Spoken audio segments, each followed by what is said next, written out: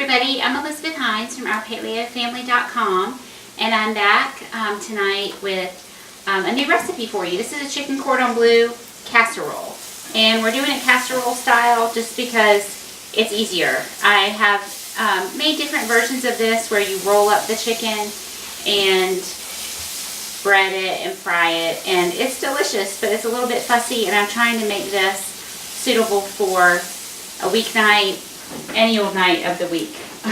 Get it from my drawer. So I have several things going here. One is our, like the base of our casserole. Then we have our topping, and then we have our sauce. So this is going to be a primal recipe because I'm going to put cheese in it, Swiss cheese. And the cheese, as I'll show you, is just going to be layered on. So you could very easily put that on half. You could leave it out altogether. We're going to have lots of flavor in here. So I went ahead and got this started. This is my topping. So in lieu of, like I said, breading and frying your chicken cutlet, I'm just going to put like a nutty topping on the top. So I have a tablespoon of grass-fed butter. You could use ghee, you could use coconut oil, but I'm doing some dairy with the cheese tonight, so I'm going to get some of the nutrients from that good grass-fed butter.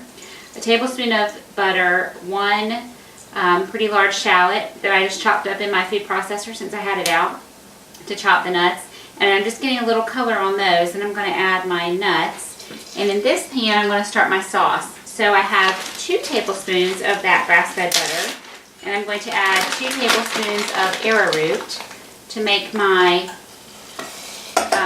roux. That's going to thicken my sauce. Sorry y'all, but my allergies are just kind of going crazy right now. But it's beautiful out, and so I want it to be outside, and my nose doesn't like it. So I'm using my, that is not what I meant to get. This, I love this flat whisk for this kind of thing. You can really get in the corners of your pan. So I just want to cook that for a few seconds and let a little bit of that starch cook, and then I'll add my liquid. Alright, so I've got some nice color on my shallots.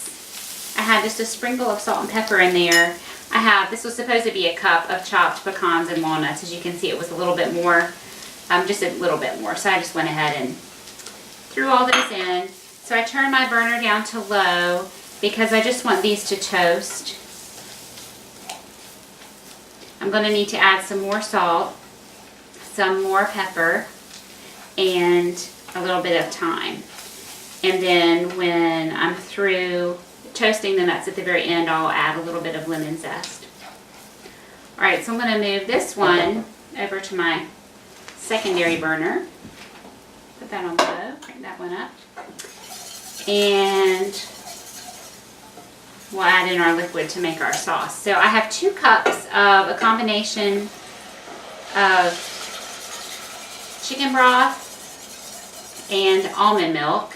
You could use some kind of nut milk, coconut milk, which I guess since we're doing dairy, you could use regular milk if you want, but I don't have grass-fed milk, so I'm using a combo of almond milk and mostly chicken broth. 2 cups of that. All that good rich stuff at the bottom. We want that yummy stuff. Okay, so I'm going to let that come back up to a simmer as it will thicken. And I'm going to add a teaspoon of Dijon mustard. And I'm just going to eyeball it. Boy, that made a mess. I'll wash that off. Okay, so a teaspoon of Dijon and a tablespoon of coconut aminos. So one of my tricks I learned from America's Test Kitchen or Cook's Country, one of those cooking shows that's on PBS, they said lemon juice and or soy sauce very often will give your food just that shot of whatever. You know, like if you taste something like, oh, it just needs a little something, it's usually, it can be taken care of with one of those things. So on the paleo diet, we don't eat soy, and so our soy substitute is the coconut aminos. And my family loves the flavor of it, so we do add it to quite a bit. So I just added 1/4 teaspoon of thyme, some fresh ground black pepper, which should be about 1/4 teaspoon, But obviously when you're grinding it like that, I'm not measuring it. So you just don't want to forget about your nutty topping over here. I'm going to add 1/4 teaspoon of salt, 1/8 teaspoon of salt to my nuts. I can't smell them yet. Of course the shallots have a strong aroma, but you can tell when your nuts are toasted when they give off their fragrance. Okay, so what I have in my pan, you can do your chicken several ways. I went the fast way today with a rotisserie chicken for 2 reasons. 1, I wanted it to be easy, but 2, I'm out of broth. So I bought a good organic rotisserie chicken and I just took all the meat off of it real carefully. And whenever I want to pick my chicken, go chicken picking like that, I will let the chicken totally cool because it makes it a whole lot easier, in my opinion, to go, you know, really get all the meat off.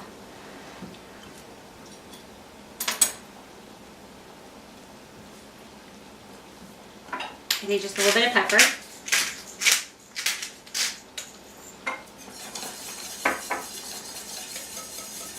Doesn't need any salt.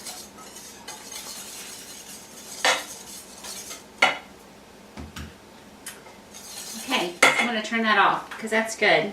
Let me just taste again real quick, make sure that's good. So that's going to permeate our whole dish.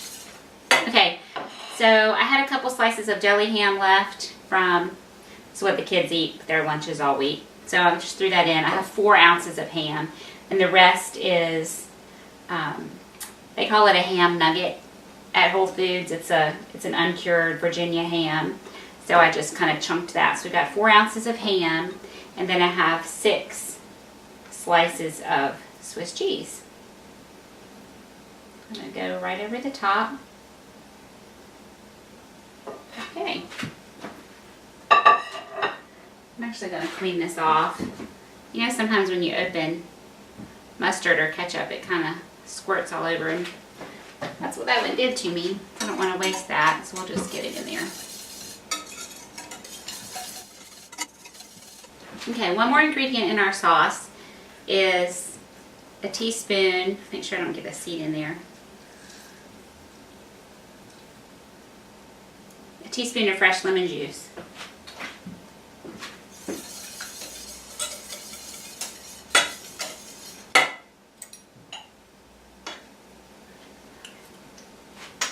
Then we just pour our sauce right over our chicken. Now, admittedly, my kids are great at eating vegetables. So if you've watched any of my videos, you've heard me talk about hiding vegetables in dishes, like sauces and casseroles and things. In my opinion, casserole is just code word for hidden vegetables. So you could absolutely put, you could put some greens in here, some kale, some spinach. You could slice up some mushrooms, tuck that in with the chicken, some squash. It wouldn't be any problem. But I'm not going to do it tonight. I'm just going to keep it nice and simple, and we're going to roast all of our veggies on the side. So this doesn't need to be as thoroughly toasted because it's going to cook in the oven and it's going to get nice and toasty on top.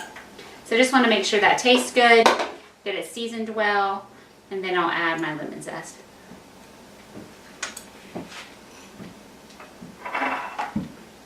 That's delicious. This will brighten it right up. Lemon is not traditional in chicken cordon bleu, but I like it, so we're putting it in. If you don't like it, by all means, leave it out.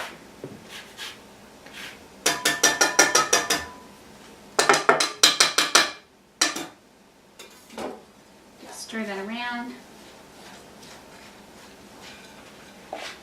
Off, off, off.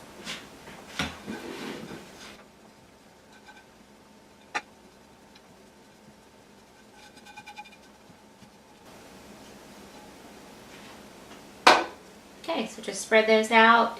This is going to go in a 350 oven for about 30 minutes, maybe 25 minutes. We just need it to kind of all blend together for that cheese to melt because everything is cooked already. So in the oven it goes, and I'll show it to you when it's all done. Okay, everybody, our casserole was in the oven at 350 for 30 minutes, and you can see it's gotten nice and bubbly and creamy, and our topping is crispy. That's just exactly what we want.